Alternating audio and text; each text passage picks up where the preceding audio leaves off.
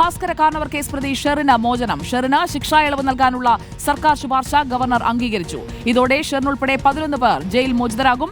ഷെറിന് ശിക്ഷാ ഇളവ് നൽകാനുള്ള തീരുമാനം നേരത്തെ വിവാദമായതുമാണ്. ആർ റോഷിപാൽ നമുക്കൊപ്പം ചേരുന്നു. R Roshipal, good morning. വിവാദങ്ങൾക്കൊടുവിൽ ഷെറിന് മോചനം അല്ലേ?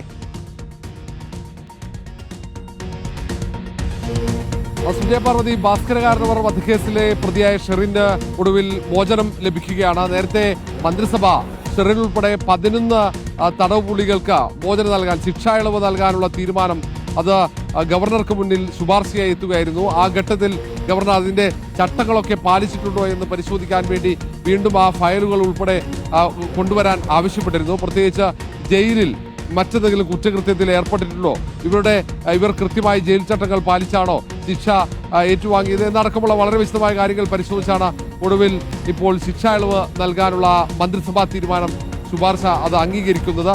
ഇതോടെ ഒരുപക്ഷെ ഇന്നോ നാളെയോ ഷെറിന് പുറത്തേക്ക് ജയിൽ മോചിതയായി പുറത്തേക്ക് ഇറങ്ങാൻ കഴിയും. നേരത്തെ ഷെറിനെ മോചിപ്പിക്കാനുള്ള തീരുമാനം വന്നപ്പോൾ അതിന് പിന്നിൽ ഒരു മന്ത്രിയുടെ ഇടപെടലുണ്ട് എന്നടക്കമുള്ള ആരോപണങ്ങൾ ഉയർന്നതാണ്, വലിയ വിവാദങ്ങൾക്ക് വഴിവെച്ചതാണ്. പ്രതിപക്ഷമടക്കം ഷെറിനെ മോചിപ്പിക്കാനുള്ള മന്ത്രിസഭാ തീരുമാനത്തിനെതിരെ ശക്തമായി രംഗത്ത് വരികയും ചെയ്തിരുന്നു.